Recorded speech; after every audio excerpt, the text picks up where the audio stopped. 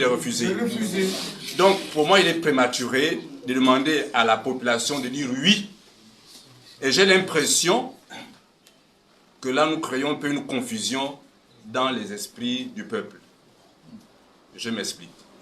J'apprécie le président de la transition actuellement, par rapport à ce qu'il est en train de faire. Le président de la transition, le CTRI et le gouvernement. En quelque temps, nous voyons quelques modifications, transformations au niveau du pays. Je suis chrétien, j'ai dit gloire à Dieu. Mais en tant que chrétien, je sais que le cœur de l'homme est mauvais. Il peut bien commencer et puis les choses se gaspiller plus tard. Donc, il nous faut mettre des garanties, il faut mettre des garde-fous. Et comme l'a dit ma chère compatriote, que si au bout de 7 ans, la personne n'a pas prouvé ce qu'elle était capable, on l'enlève. Je suis d'accord. Mais j'aurais voulu, et moi c'est ce que j'attends, voilà pourquoi je suis très rare dans les réseaux sociaux, j'écoute, parce que je suis en train d'observer, je dois m'élever à un moment donné pour parcourir les rues ou bien les provinces pour demander aux gens de voter oui ou non. J'attends ce document qui va me rassurer que cette fois-ci, le Gabon est sorti de là où nous étions. Voilà un peu mon point noir. Donc je voudrais savoir un peu comment vous pouvez nous demander déjà un oui, alors que nous n'avons pas encore le document final. Voilà. Président Donga, merci. Je suis obligé de répondre parce que je suis pasteur, donc mieux placé pour répondre à un chrétien. Amen. Au nom de Jésus. Si aujourd'hui je dis au président et à tous les autres qui me suivent de voter oui, c'est pour plusieurs raisons. C'est celui qui est à l'intérieur de la maison qui dit à ceux qui sont dehors ce qui se passe à l'intérieur.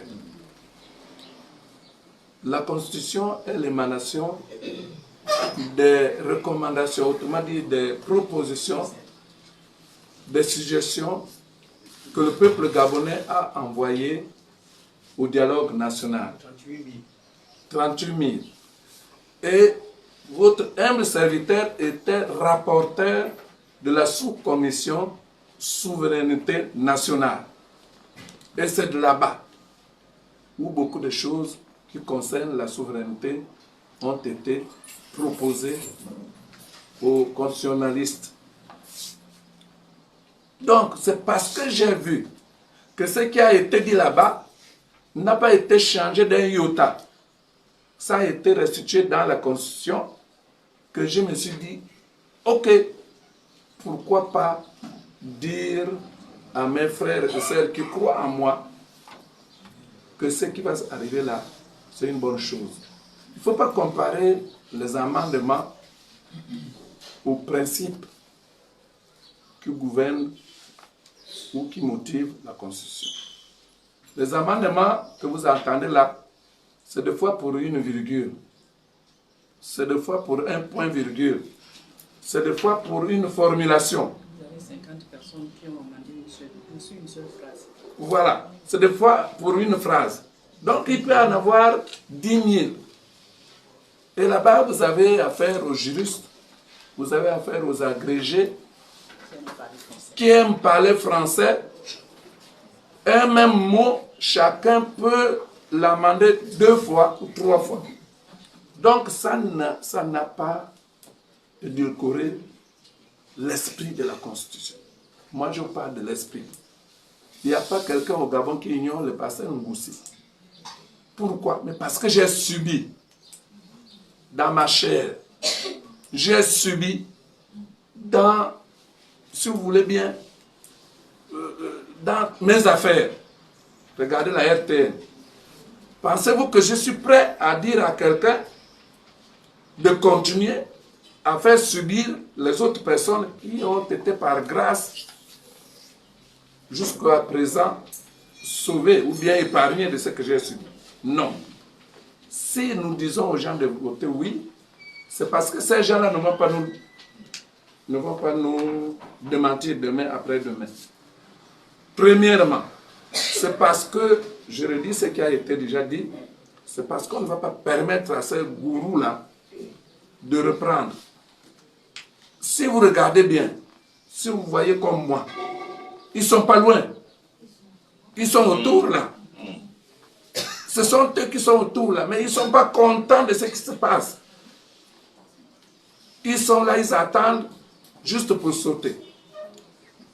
Ils ont fait, en 2009, je pense, je ne sais pas si vous étiez candidat aussi en 2009 comme moi, j'étais candidat à l'élection présidentielle. Je leur ai dit ceci. J'ai dit, ce que vous voyez là, c'est un éléphant. En 2009, on ne parlait pas encore au conflit homme-faune.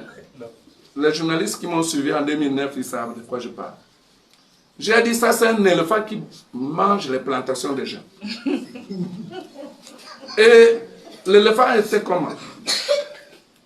Il y a eu un problème comme aujourd'hui là, où tout le monde ne voulait pas de l'éléphant, parce que l'éléphant mange les plantations des gens. Et les populations ont dit, on va tuer l'éléphant. On ne veut plus que l'éléphant passe dans nos plantations. Et ils ont pris les jeunes, ils les ont armés. Et l'éléphant est parti là-bas. L'éléphant dit, bon, comment il faut faire pour déjouer ces gens-là? Il sait de composer. Il a envoyé d'abord la défense. La défense est venue devant les jeunes. Moi, je ne suis pas l'éléphant, vous voyez que je suis long, non? L'éléphant est gros avec les 4 pattes, mais moi, je n'ai pas de pattes, je ne suis pas l'éléphant. Les jeunes avec leurs fusils, non, ils ont dit non, passe, tu n'es pas l'éléphant. La défense est passée dans la plantation. Après, la patte est venue. La patte dit, moi, je ne suis pas l'éléphant, vous voyez, je n'ai même pas de défense, je n'ai rien. Et tous les membres de l'éléphant, chacun passait à son tour. Les jeunes n'arrivaient pas à voir que ça, c'est l'éléphant qui va aller se recomposer. Et quand ils ont fini de voir jusqu'à la queue, tous sont passés, ils étaient là avec leurs fusils, en train d'attendre